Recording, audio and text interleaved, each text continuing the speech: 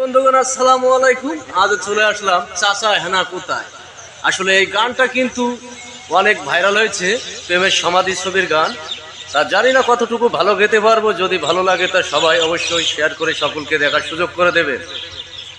ও চলে যাও প্রাণের পাখি, চলে যাও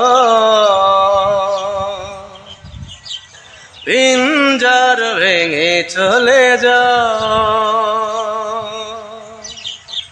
প্রেমের সমাধি ভেঙে, মনের শিকল ছিঁড়ে পাখি যায় উড়ে যায়, আমার হৃদয় ভেঙে যায়।